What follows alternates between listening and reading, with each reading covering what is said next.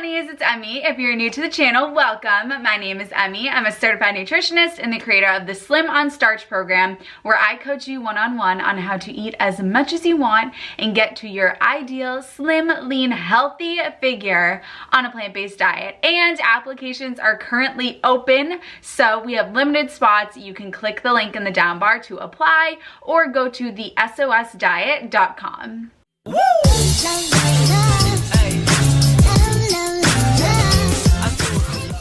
Emmie's advice. I went onto the Insta, and I've done this before. I went onto Insta and I said, I need help with, and let you guys tell me what it is that you need advice with. And so this is just like we are honeys sitting down at the coffee shop. You tell me what you're struggling with, and I'm here to tell you what I think that we should do. What should we get on with? Let's talk about it. And 100% anonymous as always. So make sure you're following me on Instagram so that when I do these, you can submit what it is that you're struggling with and then hop onto the video and see what I gotta say about it. Always keep it anonymous and always keep it real, honeys. So let's do it.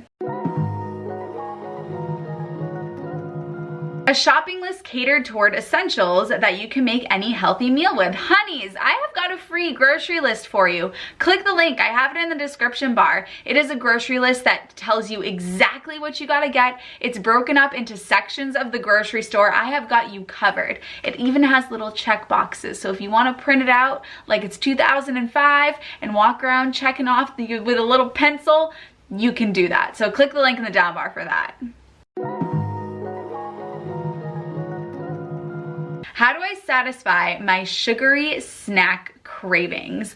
A very great mantra that I've heard over and over again is replace, don't restrict. There's no need to say what you're not going to have. We always want to focus on what we are going to eat, what we are going to do. So don't say, I'm not going to have cookies, I'm not going to have cake, I'm not going to have cheese and crackers. Say, I am going to have, you guys know my favorite thing, a sweet potato with cinnamon. I am going to have a huge, delicious bowl of fresh mangoes. I am going to have rice with nutritional yeast and lemon and broccoli, and it's going to be so filling and delicious. There's no need to say that you're not going to have certain things. If you're craving something sugary, then go ahead and have something sugary, like grapes, like apples, apricots, plums, bananas, mangoes, dates. There's so many incredible things that you can have in a replacement for what you usually grab for. Remember, everything is habit. So instead of grabbing for that stuff, don't buy that stuff anymore and buy other nutritious, delicious things that you can have instead. How to stay consistent with exercising. So something that I am very, very big on is not counting on exercise as a method of weight loss. And I have videos about this, how exercise is not going to be a way to get you to lose weight.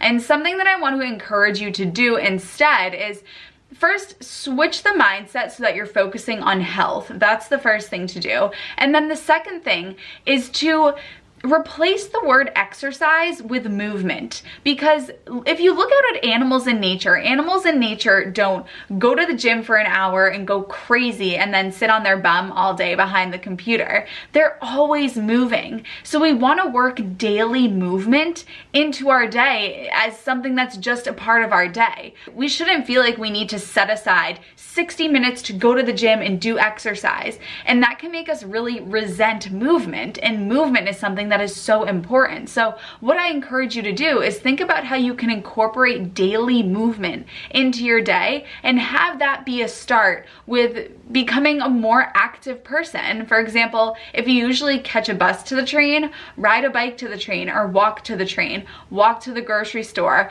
Make it a habit to go on a walk every day after dinner and listen to your favorite podcast, or go on a walk with your friend, partner, family member, whatever. Make it so that moving is just sort of a part of the day, as opposed to signing up for the gym, doing a class, going hard. I don't really believe in the mentality of like, go, go, go, go, go, because it really sets it up as movement being something that is a chore, when really it's such a blessing to be able to go out and to move our healthy bodies. And we should have so much gratitude that we have healthy bodies that we're able to move every day. Not being too concerned with the number on the scale. This is a big one.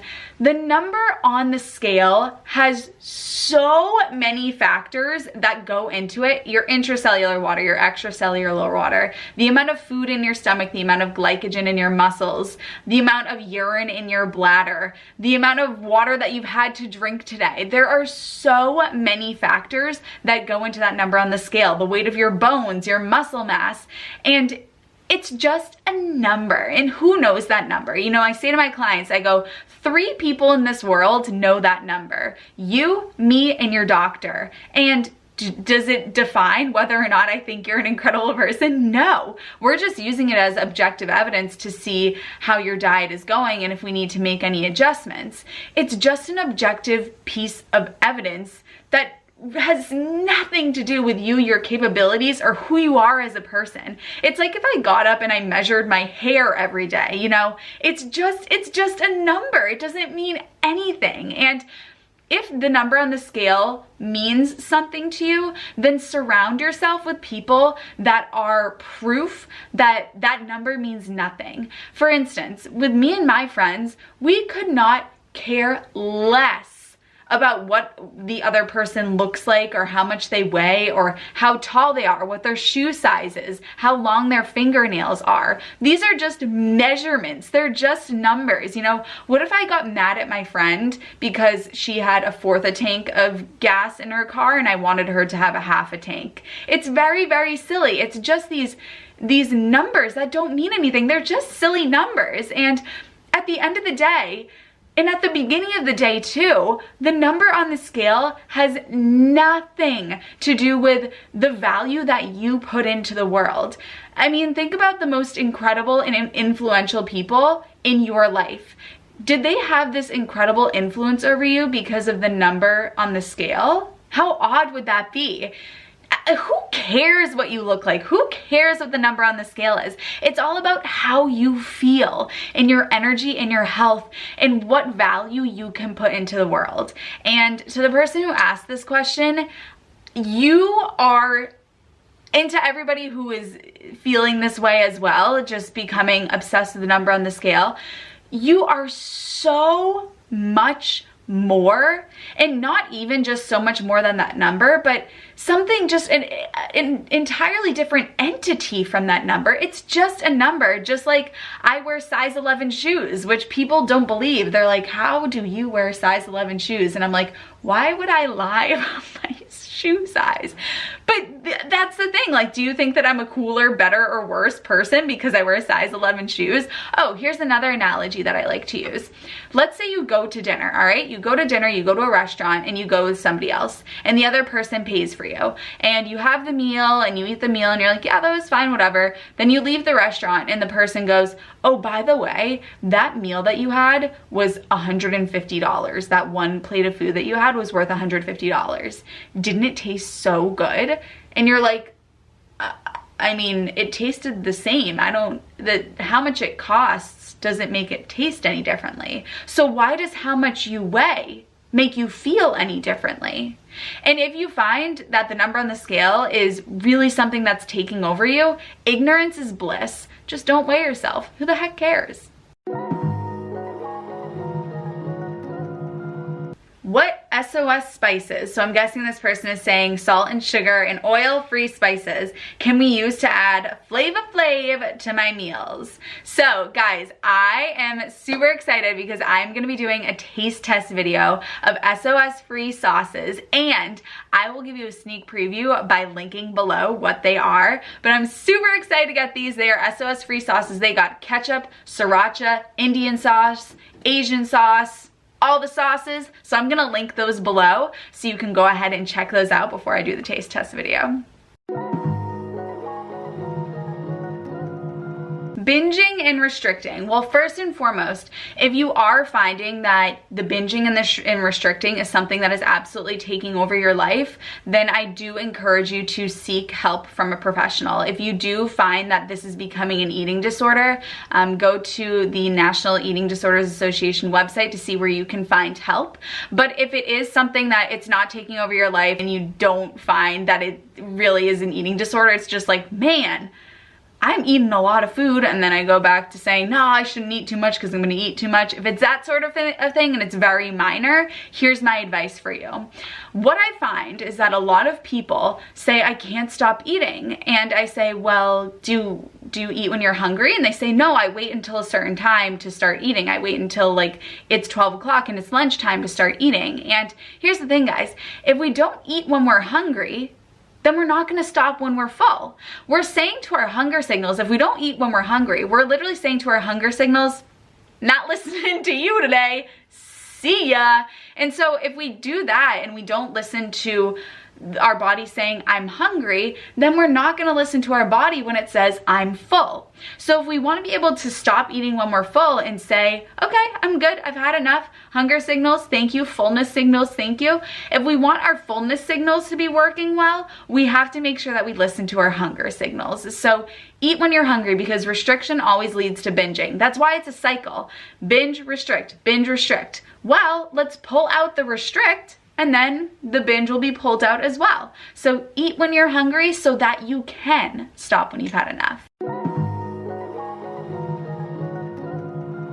Getting enough protein without beans and legumes because I can't digest them. So protein is something that seems like we really have to pay attention to, but we actually don't have to pay that much attention to it. So when it comes to protein, the time in our lives when we need the most protein is, of course, when we are an infant, when we first come out of the womb and we're doubling in size. So when we're doubling in size as infants, we're only consuming one thing, which is our mother's breast milk.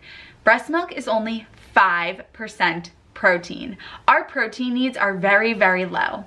And it's been stated over and over again by a plethora of doctors that so long as you meet your caloric needs, you're getting enough protein. We don't need to supplement with protein powders, with bars, with any of that mumbo jumbo. We don't have to focus on certain macronutrients. We don't have to make sure that we're eating beans or legumes. We just have to make sure that we're getting enough calories, and we will meet our protein needs. Intermittent fasting, question mark? Okay, so intermittent fasting is when you shorten your feeding window. So you'll eat for about, I don't know, some people do like they'll eat for 8 hours and then they'll fast for 16 hours. It's just shortening your eating window. So you either get up and you start eating and then you'll stop eating 8 hours later, or you wait and then once you start eating, you'll stop eating 8 hours later, or some people shorten the window, make it longer, yada, yada, yada. What I find is that intermittent fasting works well for people that seem to be natural intermittent fasters. For example, I don't eat in the morning. I eat so much at night. I have my big meal at night and I run in the morning, and that's the routine that works for me. And I intermittent fasted before it was cool. I didn't even know that it was a term, but it was something that I always did because I would do my morning run and I wouldn't want to eat before my morning run. I cannot eat before running. That would be bad. And so I just got into the habit. So I found that I'm naturally an intermittent faster and that I eat the majority of my calories later in the day. And because I'm eating later in the day, I'm probably still digesting that food by the next morning and I'm just not hungry for food. So I find that I do it naturally. I do find, however, that a lot of people try to intermittent fast and it ends up in a full-out binge. Because like I said earlier, if you don't eat when you're hungry, you're not gonna be able to stop when you're full. So a lot of people will say, oh, I don't eat until 11 a.m. And so they try to go until 11 a.m. and they are really hungry, and then 11 a.m. hits and they're like, hallelujah, I'm gonna eat everything I can, and they end up eating so many more calories. When the real thought process behind intermittent fasting is that shortening the feeding window is gonna make it so that you can't eat as much food. There are other things that go along with it, like human growth hormone and, you know, altering with your hormones that people say can be beneficial. But there are two sides to every story, and there's evidence that shows that it's not great for metabolic reasons, and there are things that show that hormonally it is fabulous to ensure fat loss. But the proof is in the pudding. You want to go based on your evidence. So if you start intermittent fasting and then you find that you're binging out, it's not working for you, it makes you miserable, then don't do it. But if you find that you sort of naturally do it, then go for it. Another thing that I will put in here is that I do find that when some people try out intermittent fasting, they realize, oh wow, I actually wasn't hungry in the morning and I was eating out of habit. Or if they decide to eat in the morning and then stop eating at, I don't know, like 5 p.m. or something, they'll be like, oh, I realized I'm actually not hungry after dinner, but I would just always grab a snack while I watched TV because it was just this habit that I had in place, but I actually wasn't hungry. So it can be beneficial in that sense. And for me, it's something that works wonderfully because of the way that I run. It allows me to have energy. It allows me, the way that I eat, eating most of my calories later in the day, allows me to have glycogen in my muscles for my run the next day, but not having a bunch of food in my stomach that will cause me to vomit all over the streets when I'm throwing up. So for me and my lifestyle, it works, but for a lot of people, it doesn't work. There is no one size fits all when it comes to intermittent fasting. So you gotta be your own scientist and experiment and find what works for you. All right, honeys, I've been recording this video for so long and we still have so many more. So leave a comment if you want me to do more of these, and I'm more than happy to do these videos regularly. But I have so much to say about each one that the video ends up being so long. So I'm gonna wrap it up here. If you want another one, just leave a comment and you got it. So I love you guys and I'll see you in my next video. Mwah.